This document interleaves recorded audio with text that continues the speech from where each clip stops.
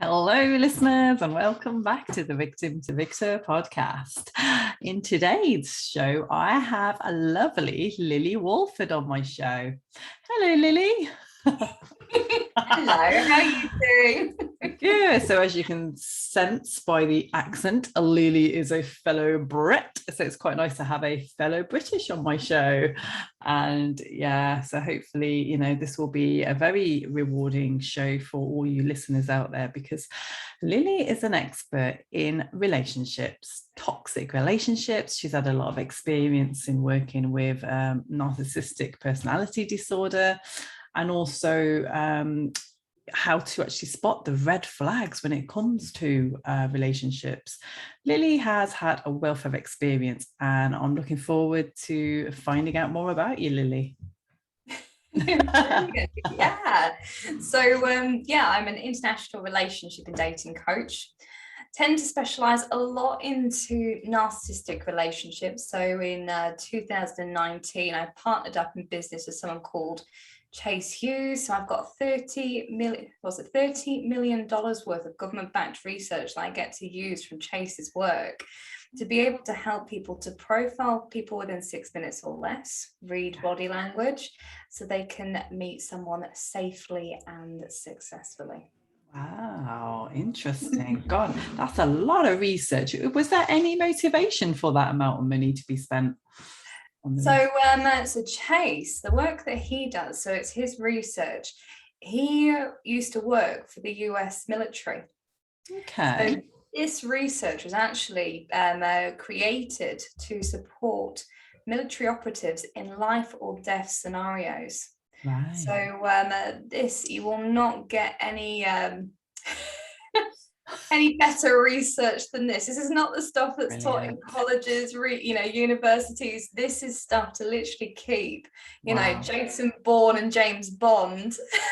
Okay, yeah. Hard-hitting facts, hard-hitting research. I love it. Yeah. Oh, wow. I know that there's a lot going on about, the veterans research, because I'm also learning a lot, about the trauma that obviously comes as a consequence of being in the army, and for veterans who have been in the war. And there's just so much mental health issues that come as a consequence of that. And we know that, relationships are affected. So I guess I understand, why there's been a lot of money pumped into this, because so many people, including myself, are in relationships with a veteran as we speak.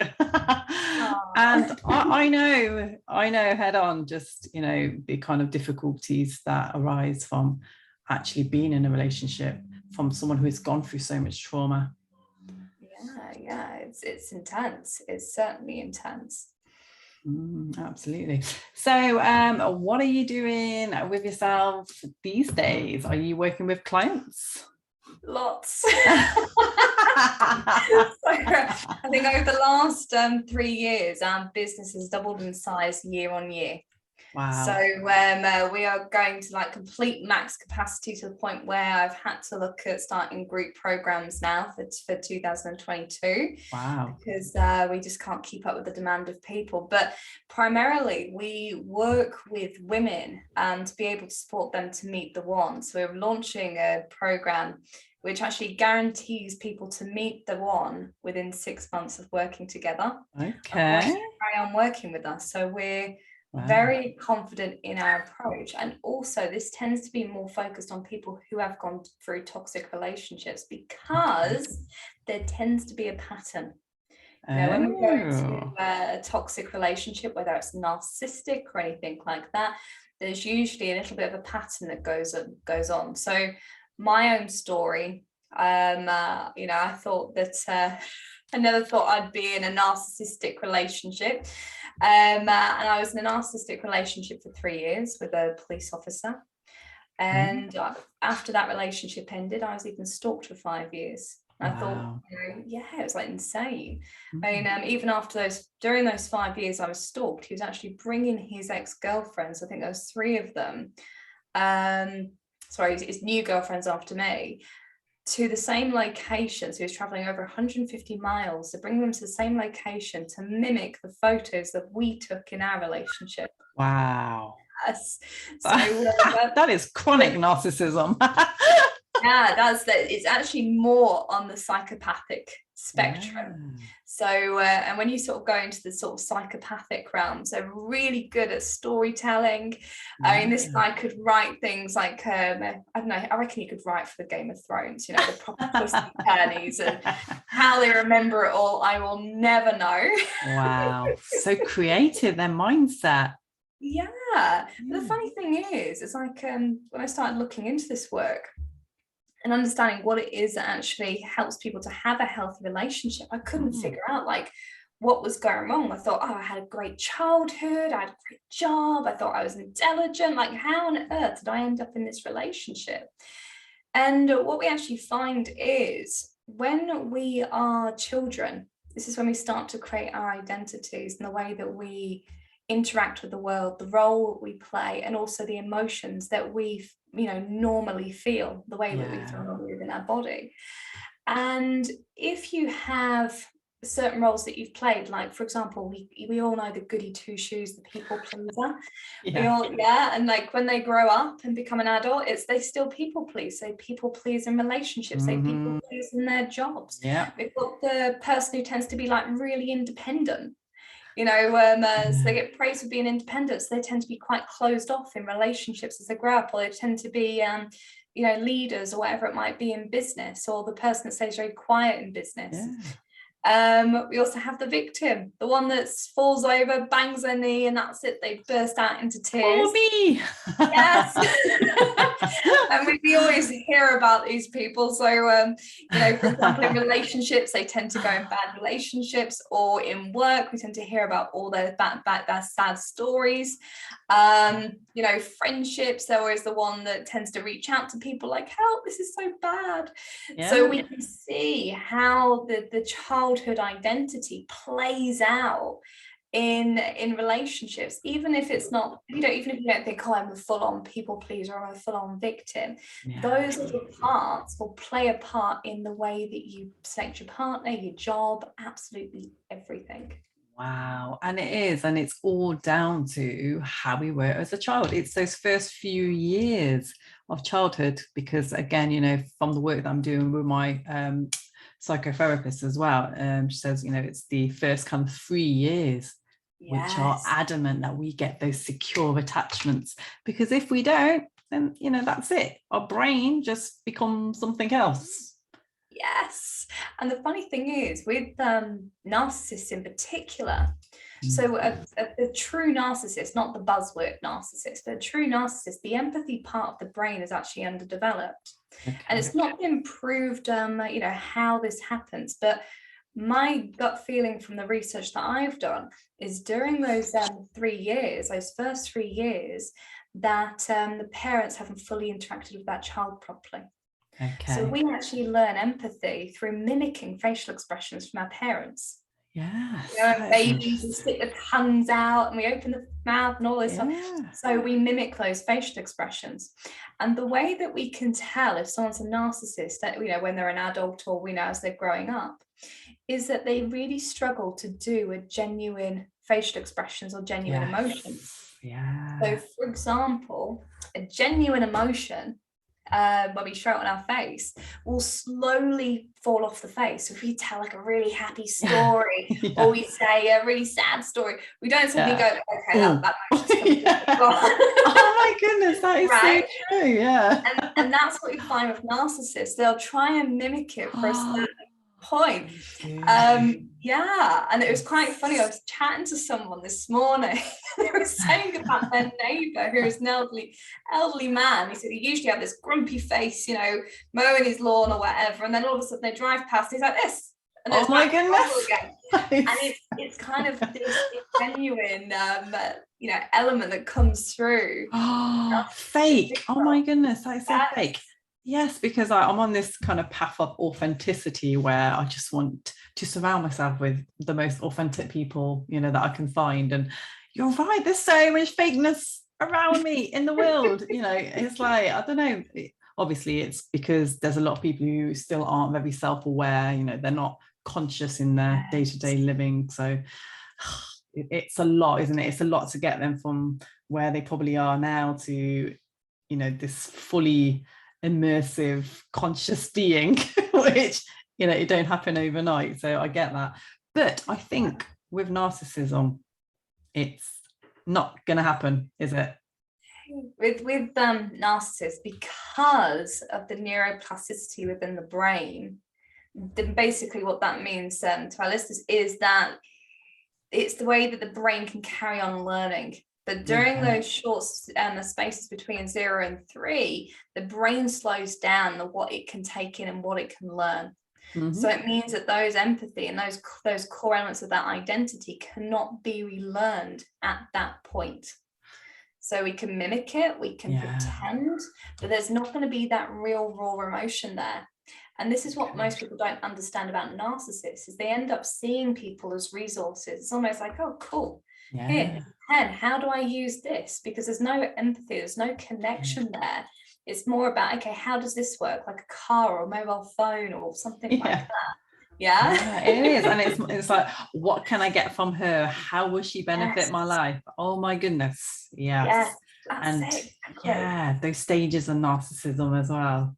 I actually did a talk on those because, again, I am a survivor of quite a few narcissistic relationships, and it's interesting because of, you know, what I was suffering from throughout my life, from the sexual abuse that I endured. You know, I was very vulnerable, very naive, so I was drawing these mean people into my life, and who would just abuse me, take advantage of me, and then just throw me away. So it's common pattern, isn't it, between a lot of the narcissism, those stages. It's the same. I think as well, it's this safe space of being able to heal from that as well, because I think in terms of, like, you know, sexual abuse, you know, is one of those real taboo subjects that so many people are afraid to talk about. It's a vulnerable thing. And when we think about in terms, because it's very similar with narcissistic relationships, when we think in terms of what it can do to your identity, I've got this I talk about this feedback loop that we have, and it's like, okay, you have, you know, almost imagine a triangle. You have your identity at the top, which then feeds into your standards of what you hold to yourself, and then the reality that you create from those standards. Now, if those standards or those expectations change with the way that you've been treated or anything like that, so whether that's been berated by a narcissist or, you know, gone through sexual abuse or anything like that, it changes your reality in the way that you view yourself. So the first part, so the first part of that healing is having a look at that identity piece. You know, whether it's, you know, it doesn't matter what type of abuse you've gone through, there's always looking at how that's affected the identity and healing that, because that will change everything else in terms of your standards, the way that you treat yourself. For example, someone who's got depression will treat themselves very differently to someone who's highly confident and happy. Absolutely. Well, that's if they do ever treat themselves. Exactly. Self-worth, right? Am I worthy of this? Yes. Oh, and how many people face that, you know? Exactly. It is. It's a tough road to recovery, but, you know, we all have to start somewhere. And again, you know, when I talk about self-awareness, it's about listening to, you know, experts like yourself, and listening to these podcasts and understanding more about, you know, what might be happening in your life right now. And if you are in, you know, a toxic relationship at the moment, or, you know, if you want to call it an abusive relationship, or if you already know what a narcissism is, then I think, you know, it's going to be really important for you to just educate yourself on, you know, on this, and to just be present and to understand where you are in your life right now. And I always say, you know, the most important thing is to try and seek help, to talk. What's your advice for my listeners out there? Yeah, I think one of the best ones that I can think of, I mean, definitely, you know, go and get help and all those different things. I would say the first one is to listen to your body. Okay. Now, this might in fact sound a little bit weird, and I'll explain why. So when we've been in a toxic relationship, or if you're in a toxic relationship or anything like that, the first thing that tends to happen is you start changing your mindset and your viewpoints and things. Okay. So it's almost like when you feel an emotion, it's almost like you'll talk yourself out of the emotion, like, oh, I shouldn't be angry. You know, he's doing things. He's just having a bad day. You know, just give him a break or whatever it might be. Yeah. Or you come out of those things of feeling like, okay, I'm not worthy, or all these different things. So the easiest place to start is actually feeling into your body. Like, what are you feeling? Are you feeling any numbness? Are you feeling any pressure? Because this will help you to become more in tune of actually what's going on mentally and emotionally for you. But it's all about those baby steps.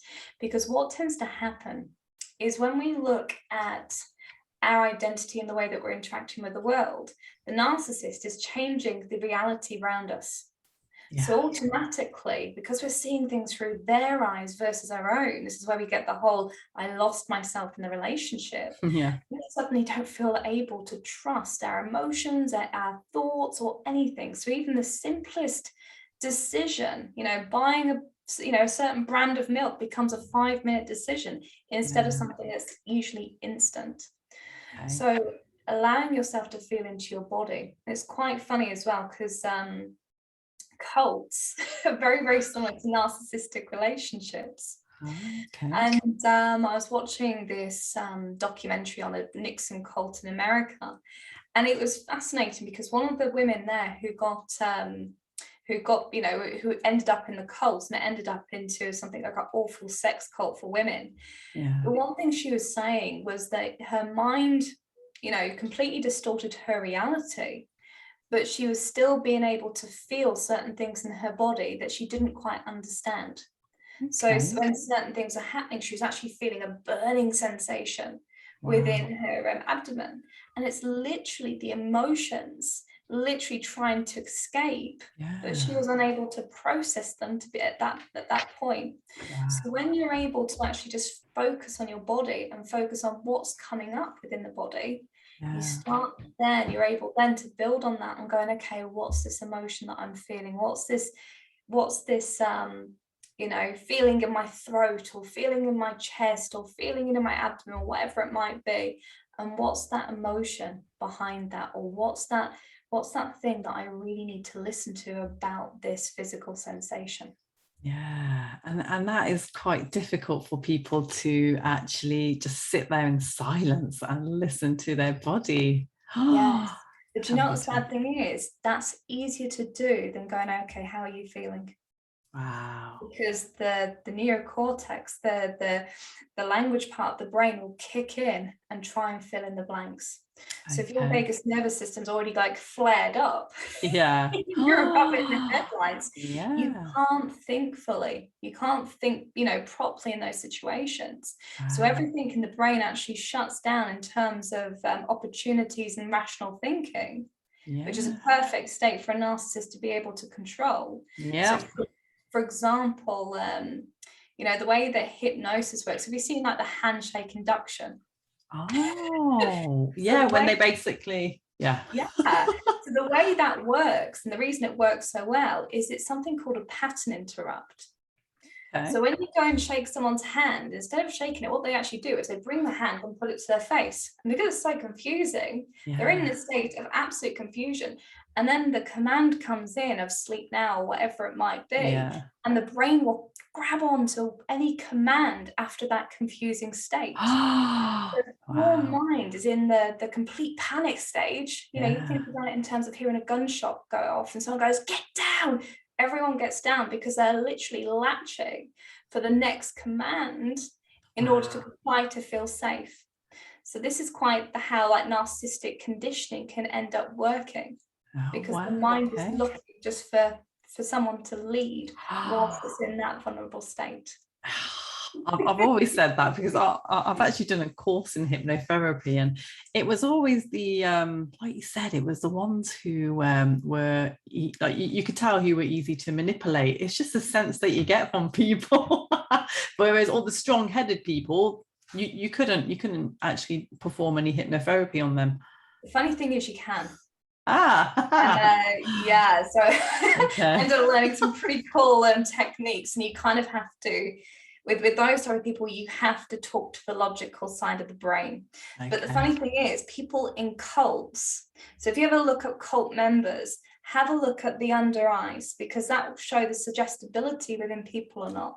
So they tend to have really smooth under the eyelids because they've never had that skepticism. So people who tend to be quite skeptical will have the kind of skeptical lines, you know, like, what? Yeah. And that's what you're kind of looking for in terms of people who are more gullible or not. It's all in the eyes. So basically, if you've got wrinkles and creases, then like me, we're the skeptics, right? Yeah.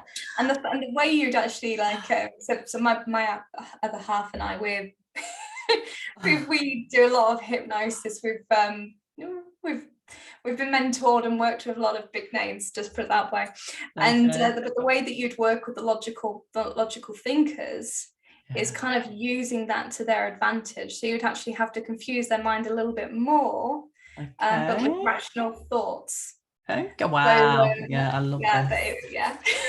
So everyone can be hypnotized. So like literally everyone can. And I think this is the thing, you know, when I went into one of Chase's first trainings, bear in mind, like before I even got into hypnotherapy, I didn't think I could be hypnotized, didn't believe in it or anything like that. But when I went into Chase's training, which was behavioral profiling, the body language, this military level of intelligence, I actually had to have a moment on my own after day 2. Because it made me realize how vulnerable people are in terms of suggestibility. It doesn't matter if you're clever, it doesn't matter if you're not clever. What actually has the biggest impact is if you've got empathy. If you've got empathy, you can be manipulated so easily. And this is where narcissists, psychopaths, sociopaths have the upper hand. They latch on to us. Yes, exactly. Wow. And I was talking to someone called David Hadnagy, Chris Hadnagy, and he is he's actually a huge name within the industry. He does something called social engineering. Okay. And one of the main things that he does is he works in corporate organizations.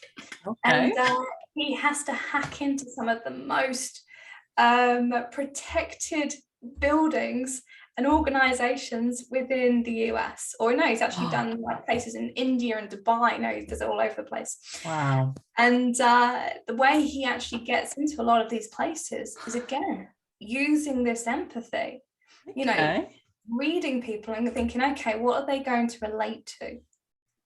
Interesting. And when you're able to do that, you're able to get people off guard in order to get what you want or need. So empathy, you know, people think, oh, it's intelligence. It's not. It's literally empathy is the way that we manipulate. And the reason, I'm going to go a bit this is great. I'm loving this. But the reason why empathy is the best way to manipulate people is because every behavior that we do is basically to go towards a positive emotion or away from a negative emotion. Yeah. So you think about fears, for example. You know, let's say a fear of spiders. Well, you won't go near a spider because that emotion there is going, oh my gosh, it's a freaking spider. Exactly. You know, even down to decisions of brushing our teeth. You know, it's like, okay, I want to brush my teeth because I want to feel confident. I want to feel like I can talk to people without people going, I want to avoid those dentist bills. And so it's kind of all the, you know, even down to the little decisions and behaviors that we exhibit. It's all to do with those emotional levels of how we are going to feel with each decision we make. Interesting. So if you have a narcissist going, well, you're so stupid for thinking that way. Always. That's all. I was ridiculed for my spirituality. I was ridiculed, you know, my work, everything. Yeah. And you believe it, don't you? You're just so, you see, back then, I classed myself as being weak-minded, right? Is that a good term to use or no? Okay. No. I think this is the thing. I think it's so easy to look back and go, oh, I was so stupid, I was so naive. What happens if you just had a big heart and that person used it in a bad way? And I think that's because the thing is, when you're a person who can see the good in someone, how is that a bad thing? Exactly right. Because the truth is, you rewind that scenario, and I can guarantee you'd probably end up going through the same thing again and again and again, because you love that person, you wanted that relationship to work and all these different things, but that person wasn't a healthy person to have a relationship with. And so it's so easy to go down the blame route or feel angry at yourself and all those different things. But the truth is, you can't be a bad person for loving someone. I love that. You've absolutely changed that around from that shame and guilt that we feel. Yeah. Thinking, oh my God, I can't believe I fell for all his lies, must be me. But it's not, is it? It's not. And I think this is the thing. It's like, it's giving yourself that compassion. It's like one thing I love to be able to do with my clients is say, okay, you're not that person anymore. Imagine that person being someone completely different and they've gone through that relationship. Yeah. What would you want to give them rather than going, oh, I'm stuck with you, I'm angry with you, you shouldn't have gone through that relationship. Yeah. You would never say that to your best bloody friend. Why on earth are you berating yourself when actually it was someone who took advantage and did something wrong? Mean people. There's so many mean people. So do you believe like there is like, we have obviously, heaven and hell, whatever. Is that the same in people? In terms of narcissists, well, the funny thing is, I think there's this thing of like healthy balances, because the truth is, even psychopaths actually have their place in society. And I'm not saying, oh, you should have a great relationship with them. No, they're not good. They're not good for that. But what they are good at is being things like surgeons. Being able to not have that empathy. Loads of surgeons tend to be. Yes. Narcissists, they're great at leading people. So you tend to find managerial directors, those kind of people, because they've got such great charisma, great influential skills, that they're able to lead people. So like I was saying about the resources, they can see people as that objective resource to be able to get them to get the goal that they want. Okay. So they do have their space in society. Yeah. I just wouldn't say that they're the most healthy person to have a relationship with. And just you saying that, I've got a couple that came into my head: the F word and the "you're fired." Yeah. No names mentioning. It kind of makes a lot of sense, doesn't it? Yeah, exactly. But it's like when you can start to see things from that place instead of being in it. Because I think when we look at narcissistic relationships, we usually look at it through the eyes of the victim who went through that scenario. Yeah. But when you can step away and step back and go, oh, okay, well, this is how it all plays out and this is the way it works. Yeah. It's an easier place to heal from. That really is. And I think that's a really important message for anybody who is currently struggling or suffering in a narcissistic relationship, is to just take that step back and to realize it's not your fault. You're an amazing being who has so much love to give, and it's just these people that have come in to obviously take advantage of that. Mean people. So I think as well, you don't get taught at school how to avoid a narcissist or what a narcissist is. No. Every person I know who's been in a narcissistic relationship only finds out they're a narcissist afterwards. Yeah, oh my goodness, why is that? We're just so sucked in the moment, aren't we, when we're with them? Yeah, and what happens is like during those relationships, so at the very beginning, you have all the love bombing. So you get all this oxytocin, and oxytocin is that love hormone, which helps us make really bad decisions when it comes to narcissistic relationships. Yes. So then what we have suddenly this low, they suddenly ghost, or they suddenly drop you, or they suddenly do something bad or pull you down. And then you have the high again. So what you end up having is this very fractionated relationship. And fractionation is like a psychology term. And what it does is it can create more of a trauma bond with that person where it becomes addictive. So you can end up leaving that relationship and go, oh, I still love this person, but I know they're so bad for me. Why is that? And it's literally, you know, you're needing your fix, you're on the low. Oh, that's why it is. It is like a drug, right? Yes. Wow. Exactly. We're an addiction. We're addicted to that feeling. Yeah, but oxytocin in particular, you know, that's more powerful than a class A drug. You know, so when you get, so when you're getting people going, oh, I'm fine single and all this, no, you know, because that's that hormone we get when we have our babies, and yes. It's what bonds us, right? Oh my God, that is a huge hormone. Yes, exactly. And how addictive is that? It's like, yeah, I want to feel like this all the freaking time. Oh gosh, yeah. And then suddenly, like in my case, the PMT kicked in. Oh, great. So... I know. Yeah. It's like massive drop. Oh dear. So wow. So this is very interesting. So how about for those, like you said, about, you know, people who are single and they're single and proud, you know, but what if they decide one day, you know what, I'm a bit fed up of being single, I fancy a bit of intimacy, let's get online and let's see who's out there, you know. What would be your advice to these people? What are the red flags to spot on an online dating app? You know what? My advice on this has changed drastically over the 6 months. The first bit I would say is, are you healed and are you truly ready for it? Because most people I say, you know, who I speak to, and they're like, oh yeah, I'm ready to date. It's like, okay, I'm going to bring you the right person. You're going to be absolutely perfect. Here you go. Yeah. Now what? Are you ready for it? It's like, no. Do you know how to create a nice, healthy relationship with this person? No, nope. But I want it. And it's like, yeah, but if you're not feeling that place where you can actually enjoy it, number one, because when we talk about this identity piece, one thing that we tend to do, if we don't feel that we deserve it, or we feel that it doesn't fit our pattern of, you know, the emotional pattern and these things, we will sabotage it. You know, you'll end up having this amazing person, and then you'll be like, oh, they're so amazing, can't find any faults with them. Why do they like me?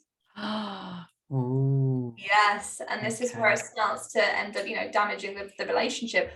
Yeah. Or you can end up going to another narcissistic relationship. So the first thing I say to anyone is understand your patterns and understand what needs healing, so you can actually be present with that relationship, so you can actually enjoy it.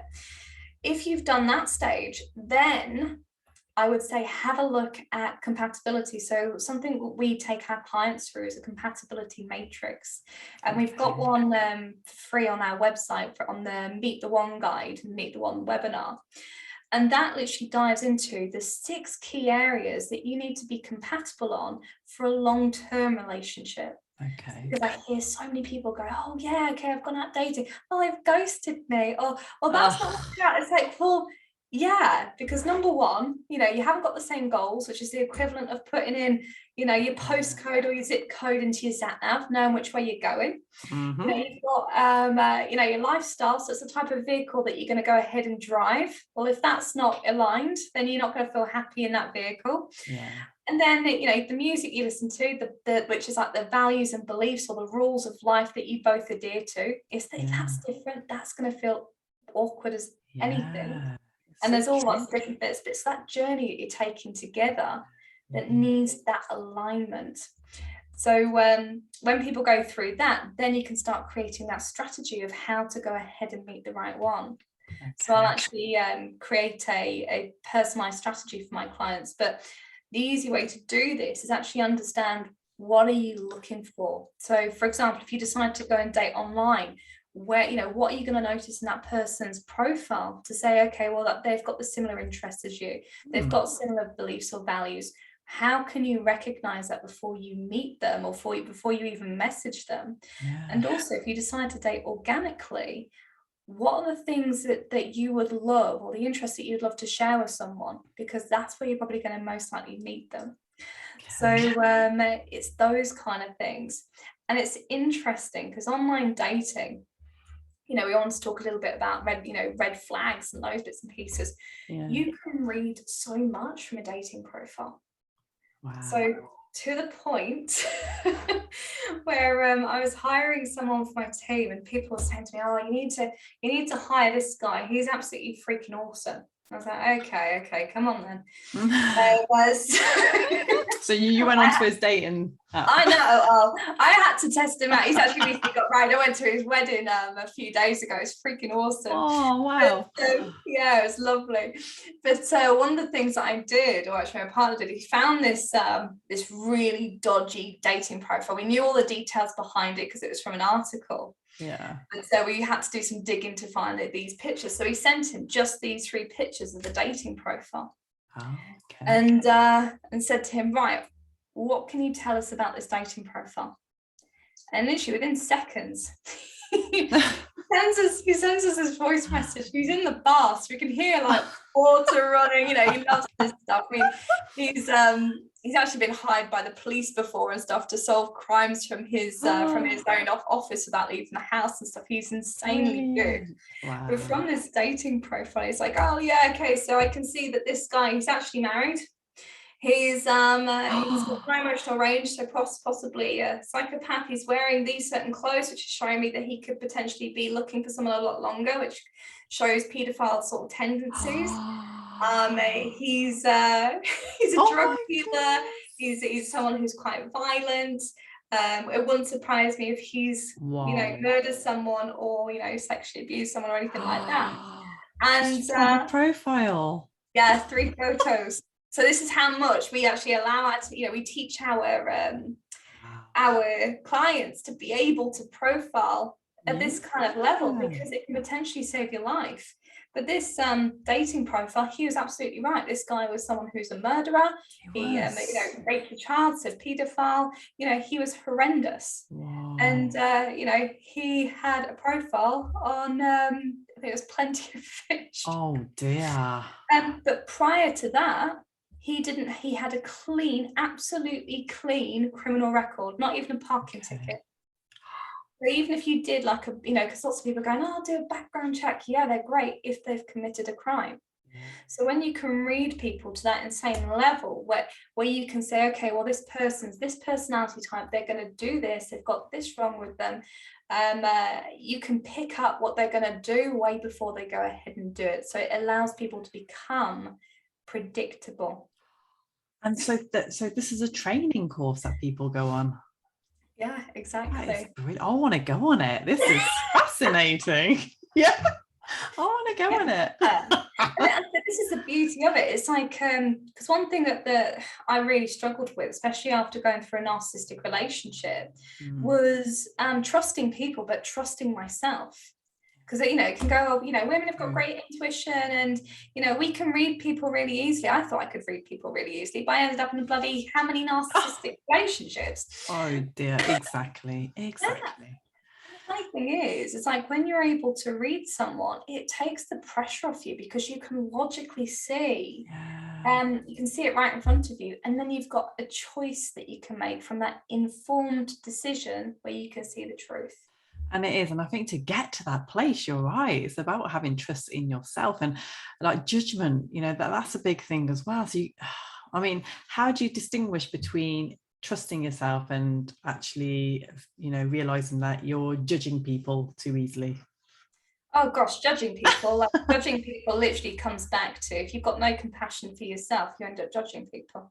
Yeah. So we only go, oh, that person's this or that person's that, because we're doing it internally to ourselves. Yes. So love that. Yeah. It's like that mirror, whatever you're thinking of others is how you feel about yourself. Look in the mirror. Yeah. And then trust is going, do I believe in my own ability to be able to achieve something? Yeah. So when it comes to trust, for ourselves, it's that. And then with trust of the partner, it's will you be able to meet my expectations? Okay. Yeah. So will you be faithful to me? Will you really commit? Will you keep me safe? Will you protect me? Because all arguments always come back to trust. Do I trust you? Do you trust me? Yes, this is, absolutely. Yeah, and I think, that's one of the most important things as well for anyone who is in a relationship at the moment. It is about having that trust in yourself. How do you gain that trust in yourself? A lot of the time it is about just stepping away from this relationship for starters, because when you're deep stuck in a toxic relationship, I think it's going to be difficult for anybody to gain that trust. Trust is interesting as well. Like when we have a look, like I said, trust is our ability to be able to achieve that goal. So it's more about like being able to trust ourselves to make the decisions that our future self would benefit from. Okay. So even when we build trust, we often think, oh, it needs to be this big, grandiose thing. It doesn't. It can be washing your bloody clothes for next week. It can be making your bed. It can be doing yourself, making yourself you pack lunch or whatever it might be for the next day. It's doing the little things, because what trust actually is it boosts up this element of confidence. Okay. And we all tend to trust confident people, and the reason is because they trust themselves. Brilliant. Wow. That is. So trusting ourselves is just this process of actually being able to look after ourselves, and it's also very much linked to our standards and the way that we see ourselves again. Okay. So when I was talking about the triangle of having the identity, the standards and the reality, when we actually go from our identity, we feel low and we feel all these different things. If we start to change the thought patterns or even the behaviors, like, okay, I'm going to make my bed, or it changes the reality, which then feeds back into the identity. Okay. There's all these little steps that take this lovely flywheel effect to build up that identity and build up that trust in a very quick way. Beautiful, beautiful. So we spoke earlier about the effects of toxic relationships. I think this is a very important topic, because for those who may have been, in a long-term toxic relationship, I think a lot of people still don't understand the implications that could have had on them, the trauma that would have caused. So the funny thing is, there's a few things that you can recognize in people. So I already, as soon as I speak to someone, I know if they've been traumatized or not. Okay. And it's simple as this: what's their internal tempo? So we're talking about the vagal nervous system. Right. So if it's triggered, it's good. People are going to talk like this, and and it's going to be all this kind of breath, and you end up hearing that in people when you speak to them on the phone, because they haven't had the moment to calm it down and slow it. Wow. So they are a nervous wreck. Basically, yeah. When it comes to talking to people, because that trust has been broken down and all these different things. So suddenly, they're in a place where they have to really think hard and think about the next steps, because they're used to playing this, 10 steps ahead chess game with their ex-partner and all these different things. So that tends to be quite a common thing that I end up hearing a lot when I'm on the phone to someone who's been in that sort of narcissistic relationship. So it's calming down that internal warning system.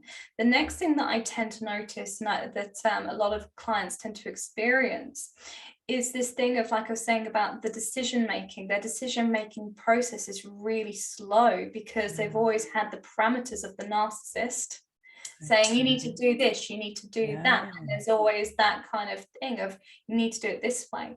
So when someone's actually free from that, it's almost like the question of, what do I want to do, versus the ex-partner, suddenly that decision becomes really, really difficult.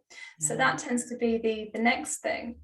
Then we have the emotional side of things. We're talking about how hard it is to connect with those emotions. Like, how are you feeling? Or, you feel angry and you sort of start to logically talk yourself out of the emotions. That's another. Okay. And also brain fog. Loads of people tend to go in a state of brain fog. And my belief on this is, it's the way to protect yourself. It's the way for your mind to literally, when we go into something that's really traumatic, and it's almost like you feel your soul leave your body. Wow. It's like, okay, you know, you're almost able to take anything on because you're not in your body anymore, like mentally, physically, emotionally. And I feel like this is a mild version of this, because the mind's almost catching up with everything that's happened in order to process. So coming back to that trauma piece again. So those are the main things I tend to notice in people who have gone through narcissistic relationships. So obviously the next part is actually healing from it. And one thing I've noticed with healing from narcissistic relationships is that it needs I call my approach the double helix. Okay. Because you need the logical and the emotional side to process it. Okay. So what we tend to find is a lot of people go off and they'll have a look at the news articles or the blogs and this, that, and the videos, and they'll try to understand it, but they're emotionally, they're still holding on to it. And it's like, you know, they can look back at it and like you were saying about, you know, feeling peed off with the naive young girl that was in that relationship. Yeah. You know, if we're in that place. Shame on me. Yes. And we struggled to heal from that. And a big part of that as well as narcissists will actually force you to do something that's completely out of your integrity. And that tends to be a pattern that I tend to see. So there's always that form of shame within that relationship, which creates a better trauma bond, which is quite interesting. Yeah. Wow. So do you think is this basically where they'll make us do something which is totally out of our comfort zone? Completely. So whether that's something, you know, whether that's something sexual, whether that's something to do with family tends to be a common one. So for example, I've had one client who their narcissistic partner called them away from I think it was their mother's funeral early. Yes. And left, you know, brothers and sisters and their dads, you know, to deal with bits and pieces. And they felt really guilty for it, but couldn't understand why they did that. And they come back to this place of, why did I do this? Am I that kind of person? So it's things like that tends to come up where people end up, you know, ruminating over things. So for me, my family actually used to foster children. So you know, looked after lots of kids, and one of the children they ended up fostering was a 4-week-old baby. So this baby was literally 4.5 pounds, you know, tiny little thing.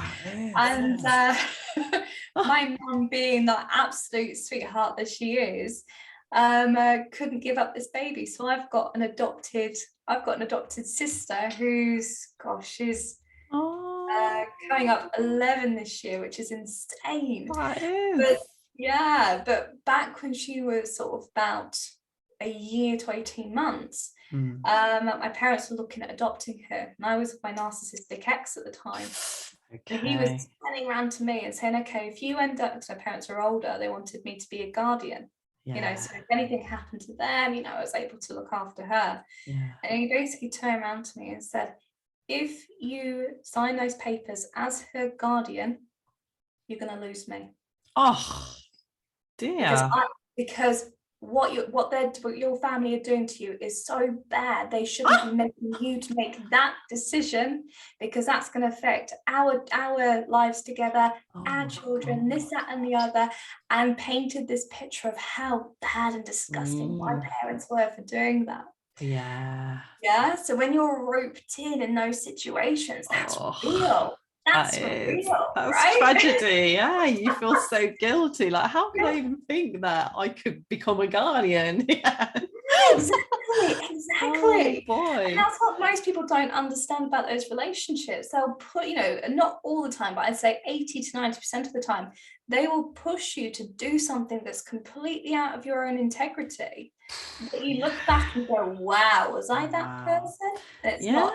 It's literally brainwashing. I do a lot of cult research. My partner actually works a lot with religious cults. Having people reprogram themselves after that. But the level of brainwashing with narcissism is exactly the same. It's that intense. but even more intense, because you think about it, that person you're around all the time, they've constantly got you on the phone, they've constantly got you around you after work, you know, religious cults, so you're only around them for meetings and things like that. Once or twice a week. Yeah. No, because I've actually been on these Tony Robbins events, and a lot of people say that that's really cool to see, because it's literally like, you know, 16, 17-hour days of full immersion of, you know, personal development. Resetting your beliefs. But it's good because obviously it's all empowering, but it's when they start to try to sell you stuff and you fall for their $6,000 packages and stuff, you know. Exactly. It's when it's abused, because I think everything can be done in a great way, but it's like, I don't know if you ever had a look at the NXIVM cult, so that sex cult, but that actually started off as something like an NLP course or a coaching course or something like that. So you had 16,000 people coming in, thinking they're doing something amazing, helping people, and then you've got about 50 women who end up at the top of that organization who are basically programmed through all the beliefs and changes and stuff that they've made. This is it. Wow. It's crazy, isn't it? But do you believe that a lot of this, it can be positive, because it is obviously changing people's lives? Yeah, exactly. It's just about the intent. So, you know, for example, that NXIVM cult, if the intent was just to benefit people's lives, awesome. But in that circumstances,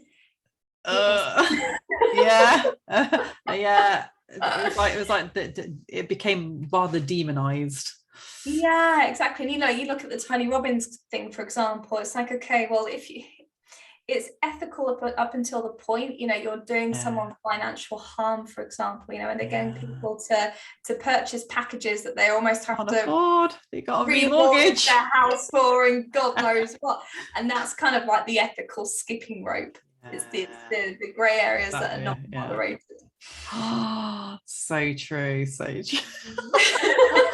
Wow, this is such a great insight. I'm loving this. And it's interesting, you know, when you said about the, you know, where we get so persuaded in our narcissistic relationships. That's happened twice to me. Like one of the occurrences was I was ready to pack up my whole life, give up my job to go and live in Berlin with him, literally just with my 2 suitcases, and I even took my two suitcases there. But thank God the universe saved me, because I found out that he was cheating on me with 6 other women. He was an international player, very, very sophisticated and intelligent, I must say. They always are. Oh, honestly, these people. I think I went through a similar thing again, like that the police officer narcissist, he cheated on me with those different women again, and the way he got away with it was that he would put the women in his phone as PC or sergeant, and so anytime he had, like, I remember once actually he showed me a text message and goes, "Oh, look at PC stuff. She's just sent me a message of kisses." That's disgusting, isn't it? And you're like, "Oh yeah, that's terrible." You know, you play into it. And then she's like, "Oh." How silly. I know. And it's like every time the phone was always down, you know, like screen down, and oh boy, all the lies. Yes. Oh no, but yeah, do you know what? It's been amazing to just find out, just gain so much insight, which I'm sure that, you know, a lot of my listeners have benefited from already.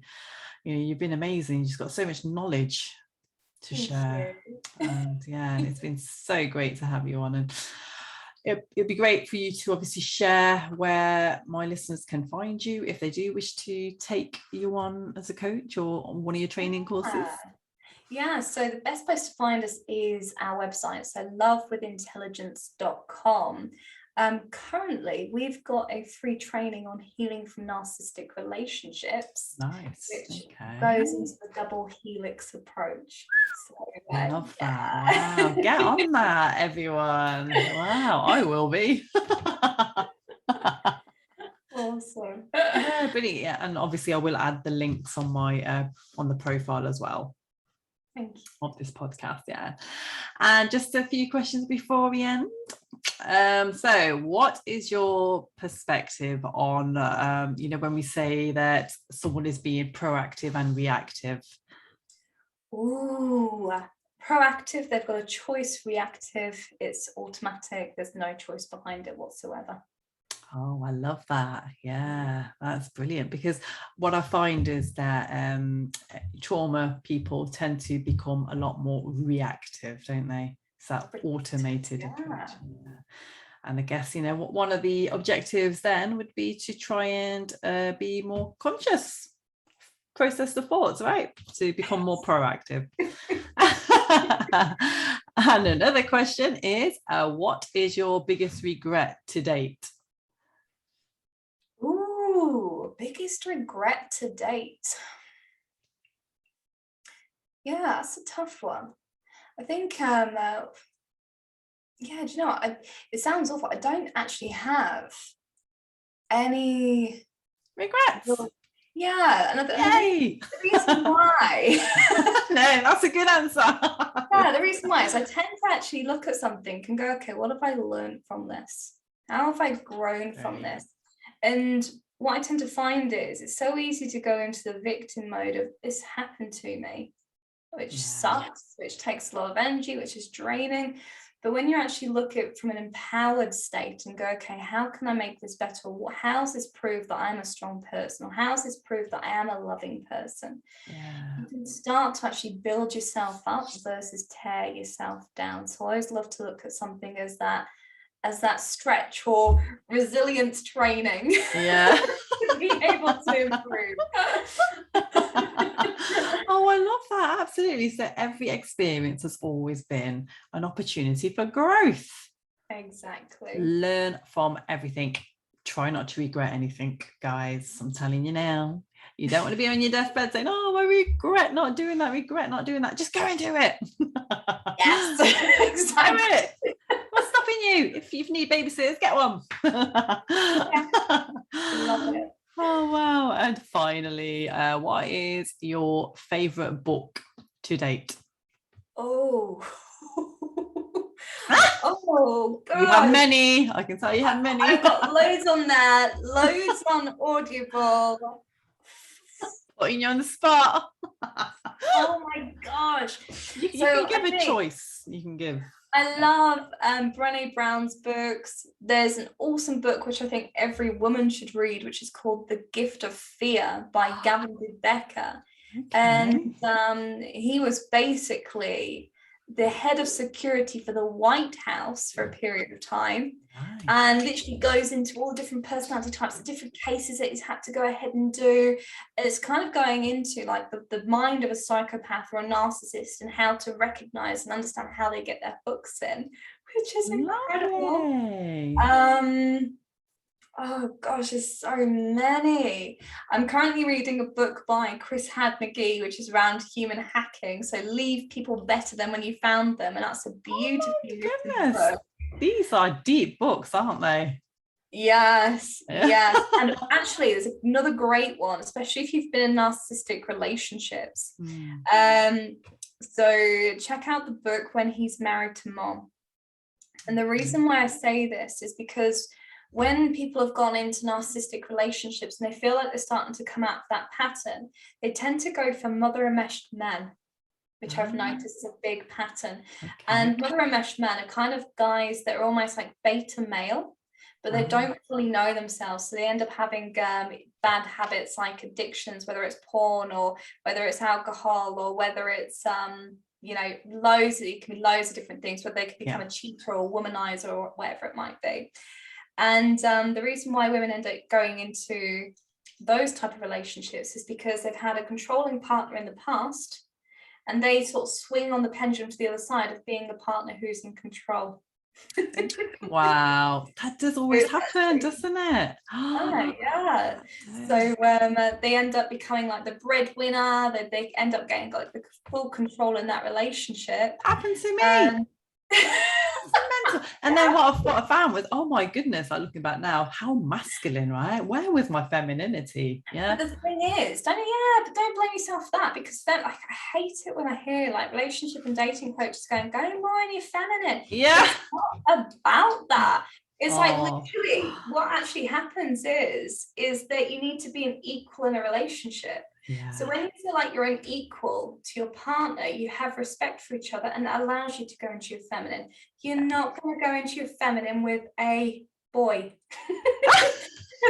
Because you end up with this parent-child relationship rather than something with chemistry, with the great connection, where you feel like that person can lead. Yes. Oh, I know. How unsexy is that? It's just, you see it all the time, don't you? Like, where the women wear the trousers, or just where you can tell it's just like a brother and sister relationship. Yeah, but it's the way they feel safe, and it's also where the guy tends to not, with mother enmeshment, without going too much in detail because I love talking about this. But the guy doesn't have his identity, so you have his main identity that he shows is the role that he believes he should show or play. It's like, oh, this is how I should treat someone, and they can't keep it up. Yeah. So when their true identity comes through, where it becomes like the slob, or where it becomes the addict, or whether it becomes the people pleaser, or whatever it might be, that starts to seep out. Interesting. That is but yeah. I love that. I actually should have asked you that at the beginning of the talk, that question. Oh no, but thank you so much. It's been such a joy to have you on, and thank you. No, I've loved this, so thank you so much. Thank you. So where will we see you next? Where will you see me next? Everywhere and anywhere. No, I'm actually obviously got the website, obviously got YouTube, Facebook, those bits and pieces, and I'm launching a book in February. So yes. Exciting. So I guess watch this space. Everyone follow Lily. Get on her YouTube, get on our social media. Ready for this launch. Brilliant. Thank you. Thank you so much. No, without further ado, that's all we have for now, and I really look forward to seeing you all again on the next show. And thank you so much for listening, for watching, if you're watching on YouTube. And as always, peace, love and light. Namaste.